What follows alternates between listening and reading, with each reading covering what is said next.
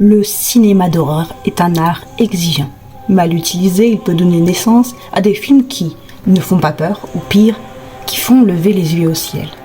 Aujourd'hui, on analyse les 15 pires films d'horreur. Et on va découvrir sur ma chaîne Hello Mystery 13 pourquoi ces productions n'ont pas fonctionné. Mauvaise écriture, effets spéciaux ratés, direction d'acteurs approximative ou parfois un mélange de tout ça. Accrochez-vous, certaines scènes sont tellement maladroites qu'elles en deviennent presque fascinantes.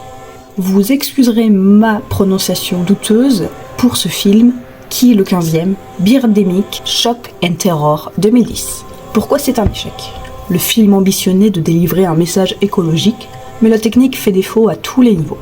Effets spéciaux dignes d'un PowerPoint, bruitage incohérent et plan statique.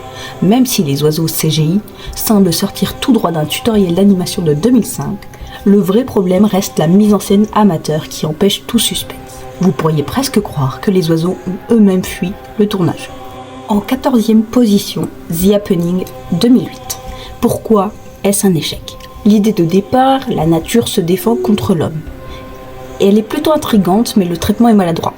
Les dialogues sont artificiels, les réactions des personnages peu crédibles et la tension disparaît rapidement. Même le vent semble hésiter à faire peur. En 13e position, Troll 2, 1990.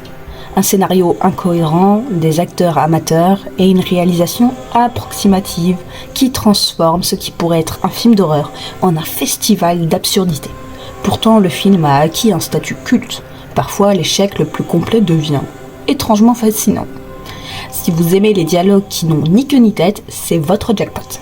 En 12e position, The Wicker Man 2006.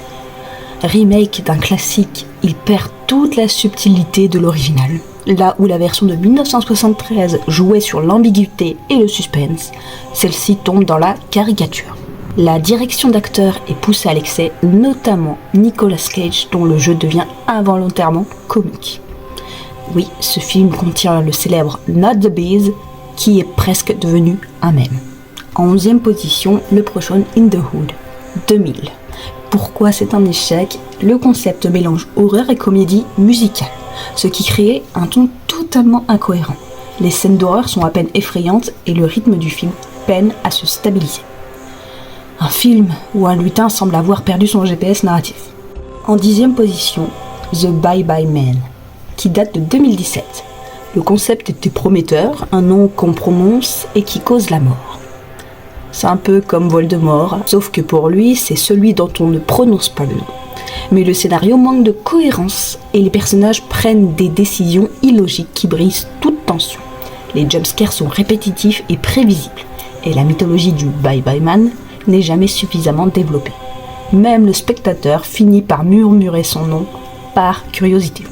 En 9e position, House of the Dead, qui date de 2003.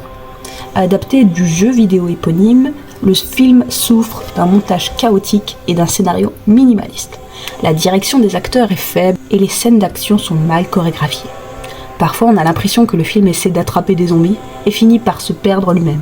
En 8e position et pas des moindres, Jaws, The Revenge, 1987.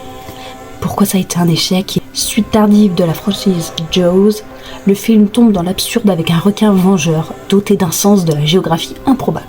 Le scénario manque de réalisme et les effets spéciaux sont datés. Apparemment, les requins ont aussi des rancunes personnelles. En 7e position, One Missed Call, 2008. Remake américain d'un film japonais. Il échoue à reproduire l'atmosphère inquiétante de l'original. Les dialogues sont plats, le suspense est artificiel et les personnages manquent de profondeur. On reçoit le fameux appel et la frustration aussi. En 6e position, on en attaque un et pas des moindres, The Human Centipede 3. Celui qui date de 2015. Le concept extrême du premier film devient ici répétitif et gratuit. Le film mise uniquement sur le choc visuel et perd tout intérêt narratif. Il prouve qu'un concept même choquant ne suffit pas à tenir 90 minutes. En 5e position, Slenderman, qui date de 2018. Évidemment, quand on s'attaque à une créature qui est basée sur un mythe sur internet et qui de plus est populaire, eh bien on risque d'échouer.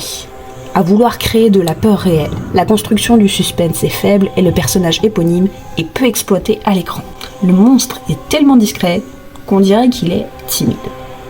Truth or Dare de 2018. L'intrigue repose sur un jeu simple, action ou vérité. Mais le scénario devient incohérent et la tension est mal gérée. Les effets de maquillage et de transformation ne compensent pas le manque de profondeur narrative.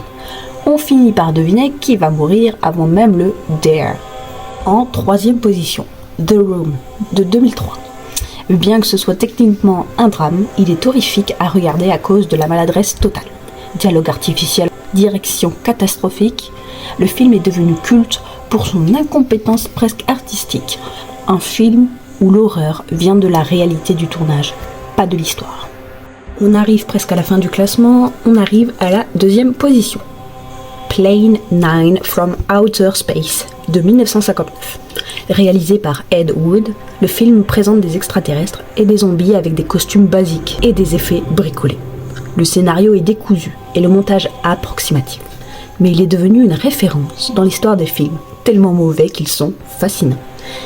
Ici, l'horreur, c'est surtout la technique de la production. Le premier, et pas des moindres, The Velocipastor de 2018. Un prêtre se transforme en dinosaure pour combattre le crime. L'histoire est absurde et le film manque de budget pour rendre le concept crédible.